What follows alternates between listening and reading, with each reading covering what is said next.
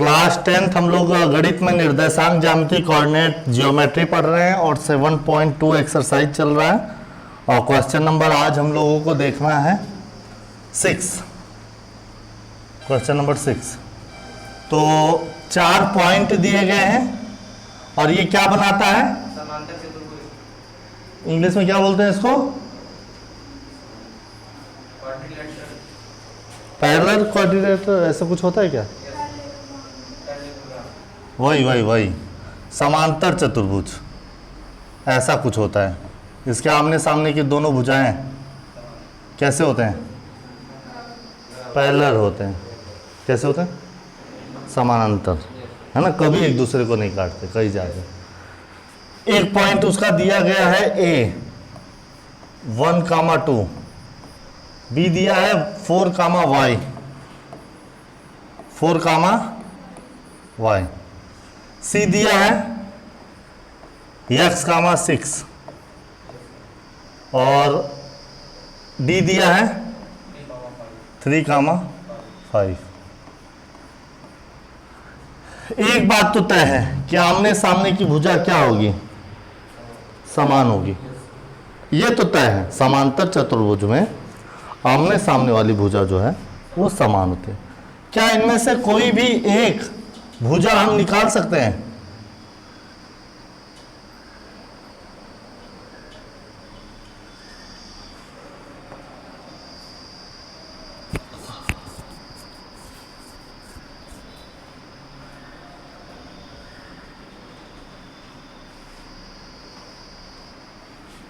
अच्छा, इसमें क्या दिया गया है,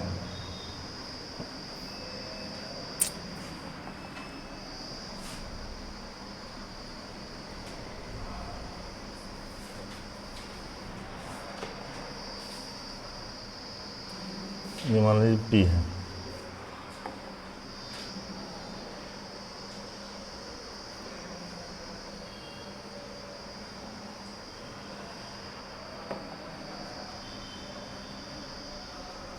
देखो एक और इसमें तथ्य है, ध्यान से समझना।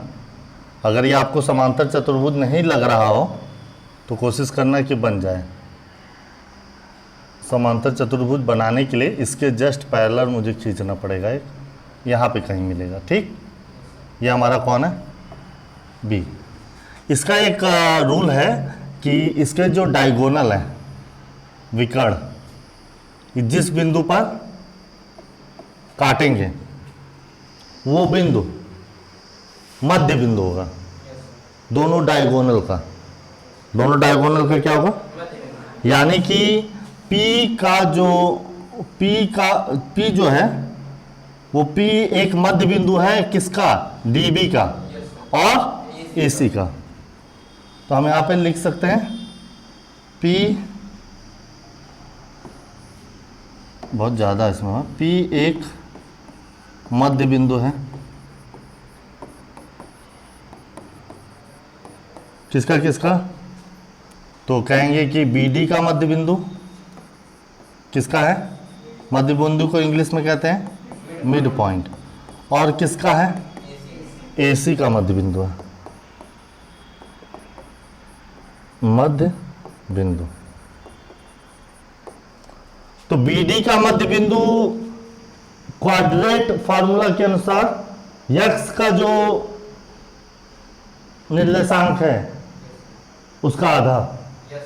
तो अगर B और D का देखें तो 4 धन,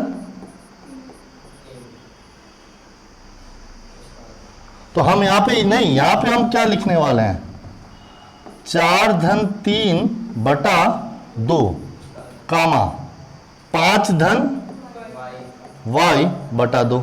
बोलो हाँ है ना।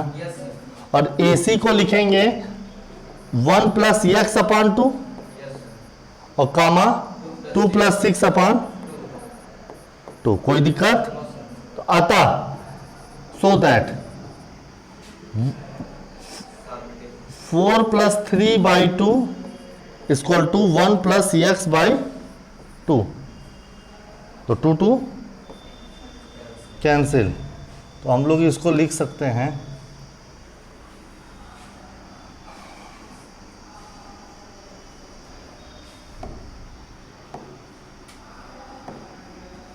7 धन 1 बराबर 7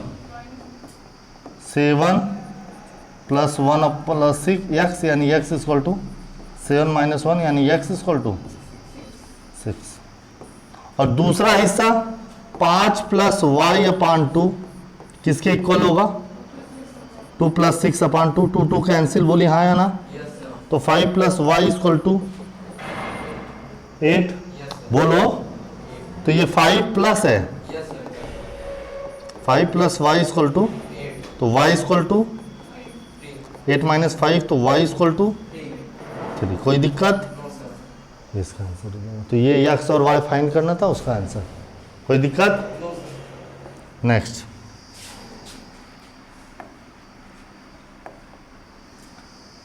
अगला है क्वेश्चन नंबर 7।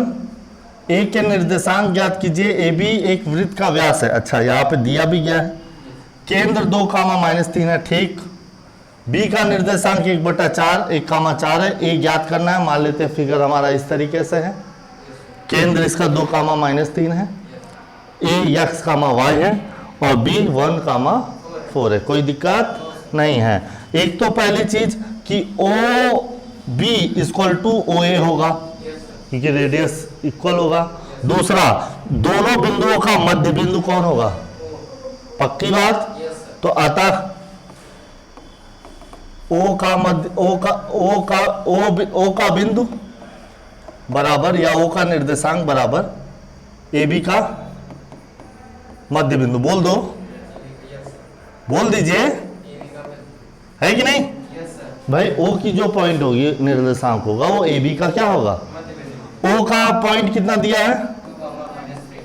और ए बी का मध्य बिंदु निकालेंगे तो x प्लस 1/2 और y प्लस 4/2। तो अतः x प्लस 1/2 इक्वल टू 2। बोलो हाँ या ना? बोलो हाँ या ना? तो x प्लस 1 इक्वल टू 4, तो x इक्वल टू 3, x आ गया। अब क्या निकालना? y प्लस 4 इक्वल टू -3, तो y प्लस 4 इक्वल टू -6। बोलो हाँ या ना? तो y इक्वल टू -6 - 4, बोलिए हाँ या ना? यानी y इक्वल टू -10। तो अतः ए का निर्देशांक क्या होगा? निर्देशांक 3, -10 होगा। बोलो हाँ या ना? कोई दिक्कत? चलिए नेक्स्ट। सॉरी,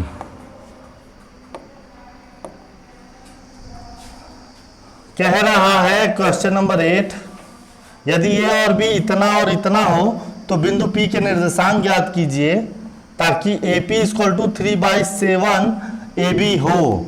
तो P रेखाखंड AB पर स्थित है, ये भी बता दिया। AB है, ठीक। और कह रहा है कि जो AP है यहां से लेके यहां तक, AP ये किसके बराबर है? AB का 3/7वां हिस्सा है कि नहीं? तो किसका? हाँ, तो AP तो लिखा हूं, ज्यादा दिखाई दे रहा है क्या? हाँ, क्या दिखाई दे रहा है? बोलो। तो AP इस अपान AB इक्वल टू 3/7 लिख सकते हैं। अगर ये M1 है, ये M2 है, तो यहां से M1 अपान M2 कितना है? M1 equal to 3, M2 equal to 4 है? नहीं भैया, नहीं नहीं नहीं नहीं नहीं, हाँ हाँ हाँ हाँ, नहीं नहीं नहीं नहीं, गलत गलत गलत गलत गलत गलत गलत गलत। देखो, अगर सुनो, यहां पे लिखेंगे कि AP इक्वल टू 3/7 AB, ध्यान से समझना। और चूंकि AP प्लस PB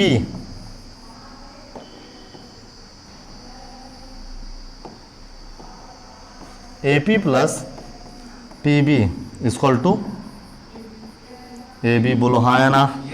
बोलो हाँ या ना? और AP की जगह क्या लिख दें?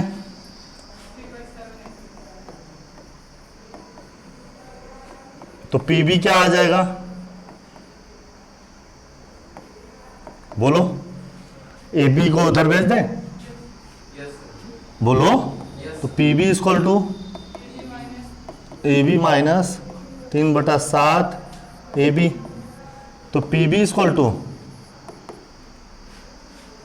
बोलो, 7 एकम, 7 में से 3 गए भाई। एक ए बी में से 3/7 ए बी गए तो 4 ए बी बटा 7।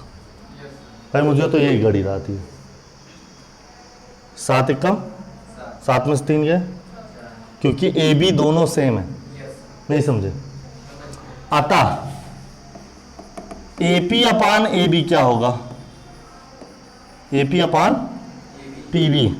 एपी कितना है और पी बी कितना है,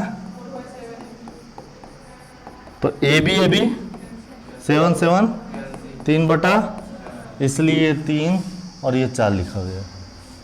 समझे कि नहीं समझे? कोई दिक्कत? वैसे भी आप समझ सकते थे कि पूरा हिस्सा 7 है, ये हिस्सा 3 है, 3/7 है, पूरा हिस्सा है, तो ये हिस्सा कितना होगा, 4 होगा। कोई दिक्कत? अब हमको क्या ज्ञात करना है, हमसे कह रहा है कि पी का निर्देशांक ज्ञात कीजिए। तो पी का निर्देशांक कैसे आएगा, तो हमको पता है पी का निर्देशांक, बोलो।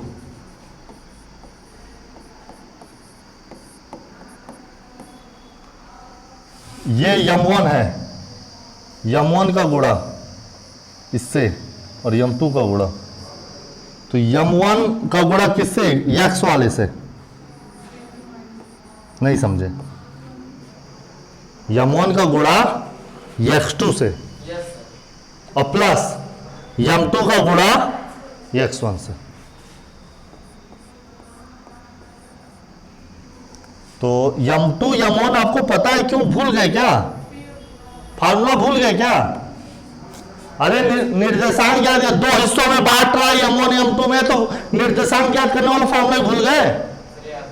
नहीं याद है, बोलो, खड़े हो। हाँ M1 x2 हाँ प्लस हाँ M2 हाँ x1 हाँ अपॉन हाँ। M1 plus M2। तो क्यों भूल गए? तो यम1 क्या है, 3 इंटू x2 क्या है, 2 प्लस यम2 क्या है, इंटू x1 क्या है, -2 अपान कामा। अब बताइए y के लिए क्या होगा, यम1 y2, बोलिए यम1 y2 कितना है, -4 अब प्लस यम2 y1 कितना है, अपान 3 प्लस। कोई दिक्कत? तो ये हो जाएगा 3 दूनी माइनस बटा और कामा 4 तियां -12 और प्लस 4 दूनी माइनस बटा, ये हो जाएगा -2/7 और ये हो जाएगा -20/, ये आंसर होगा। कोई दिक्कत? क्वेश्चन नंबर 9 देखो, बिंदु ए इतना दिया है, बी और ए दिख रहा है क्या, यस सर दिख रहा है। दिख रहा है? हाँ तब ठीक है। ए बी को 4 बराबर भागों में विभाजित करने वाले बिंदु के निर्देशांक, ये बताया हूं भैया मैं। ए बी, ए कितना है और बी कितना है, बताओ। 4 बराबर भाग में विभाजित करने के लिए कितने बिंदु चाहिए? वेरी गुड, बहुत बढ़िया भैया। 1 2 3, बोलो हाँ या ना। Yes sir. अब अगर मुझे ये ज्ञात करते x y और z, अगर मुझे इन तीनों बिंदुओं के कोऑर्डिनेट ज्ञात करने हैं तो एक बात तो हमें यह चाहिए कि इसके लिए m1 कितना होगा, बोलो 1, और इसके लिए m2 कितना होगा, बोलो 3। यहां से यहां तक है कि यहां से यहां तक आपको खुद ही दिख रहा है, यह हिस्सा है 1 और यहां से यहां तक का हिस्सा 3। इस पर m1 कितना होगा 2, और यहां से यहां तक m2, वेरी गुड। इस पे m1 कितना होगा 3, और यहां m2 कितना होगा, अब बोलो आ जाएगा कि नहीं। तो x का निर्देशांक, x का coordinate of x equal to, फटाफट बोलिए, 1 का गुणा 2 से 1 दूनी प्लस 3 का गुणा -2 से, और दोनों को जोड़ दीजिए, बोलो। अब y के लिए 1 का गुणा 8 से और 3 का गुणा 2 से, और बटा 2 में से 6 गए, 8 से बटा कितना आया,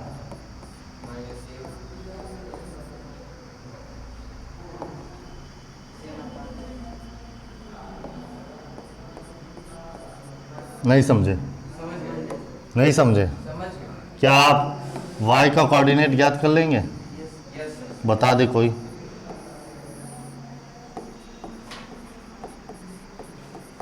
बोलिए, 2 का गुणा कितना 4 प्लस 2 का गुणा यार माइनस बटा,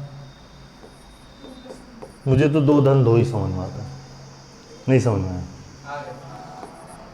यह 1 का गुणा 8 से है, 2 का गुणा 8 से, 2 का गुणा 2 से बटा 4 में से 4 गए तो 0 कामा 0 बटा 4 0 ही हो जाएगा। 16 4 20, 20 बटा 4, बोलो नहीं समझ में आया। अब समझ में आया, अभी तक नहीं आया था। जेड का निर्देशांक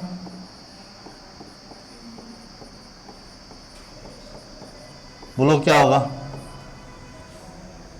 3 का गुणा किससे 6 धन 1 का गुणा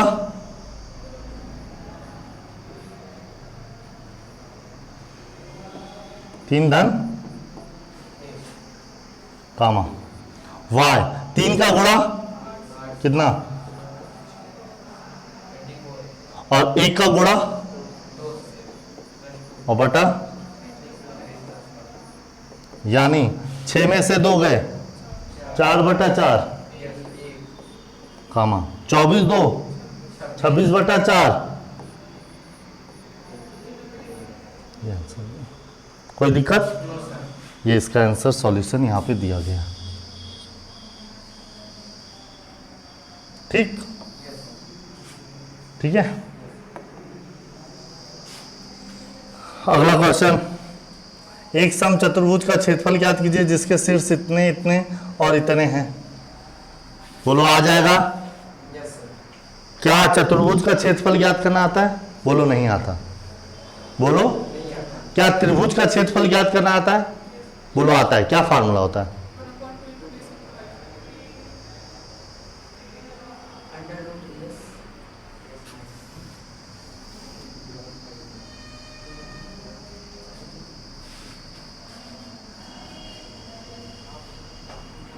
कौन सा चतुर्भुज है ये, सम चतुर्भुज।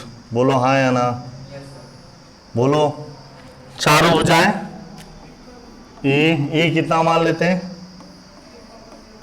बी कितना मानते हैं, सी कितना मानते हैं 1 कामा, और डी कितना मानते हैं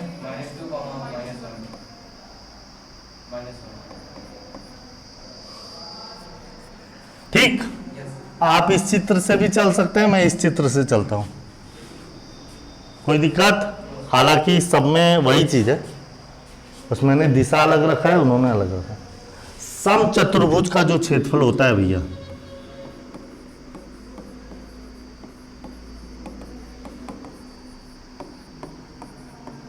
वो होता है 1/2 गुणे विकर्णों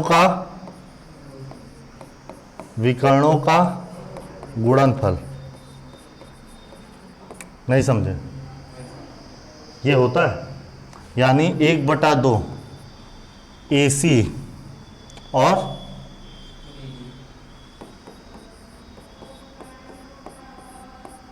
नहीं समझे? AC और AC निकालना आता है, दो बिंदुओं के बीच की दूरी। बोलो क्या होगा? अंडर रूट दोनों बिंदुओं का अंतर, 3 में से 1 गए का वर्ग प्लस 0 में से 4 गए का वर्ग प्लस अंडर रूट dv का, 4 में से -2 गए। अब ये मत कहना सर +2 कहां से आ गया, माइनस माइनस। 5 में से -1 गए, बोलो तो 1/2 अंडर रूट, 3 में से 1 गए, 2 का वर्ग 4, 2 में से 1 का गए 2 का वर्ग 4 प्लस 4 का वर्ग प्लस अंडर रूट 4 2, ये प्लस कहां से आ गया? मैं तो ये आज तक यही नहीं समझ पाया।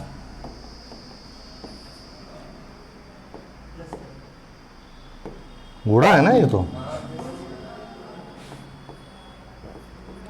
4 2 6 का वर्ग, 5 और 1 6 का वर्ग, तो ये आ गया आपका, इसको इधर लिख देते हैं 1/2 16 4 और गुणे 36 का वर्गमूल, 36 का अरे बोल दो, 36 का वर्ग कैसे आएगा? 36 36 72, बोलिए। तो क्या इसको मैं 1/2 गुणे 4 गुणे 5 लिख सकता हूं? और इसको क्या 36 गुणे 2 लिख सकता हूं?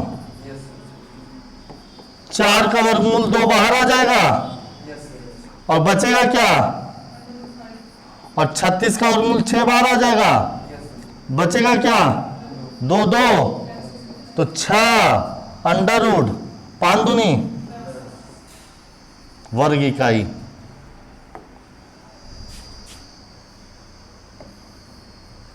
है ये क्या हो गया? AC 32 आ रहा है भाई हमारा, इनका AC कैसे 32 आ रहा है? -1 क्यों गलत बता दिए हमको? क्यों गलत बता दिए? ये C -1, 4 है, देखो बुक में तो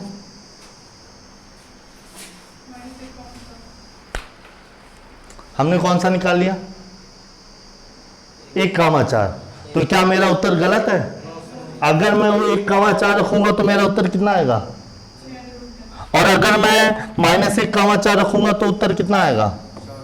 कर लोगे? पक्का? गारंटी? आज के लिए बस इतना ही, आगे कल। Take care, all the best. यहां तक मुझे क्या चाहिए? Complete notes.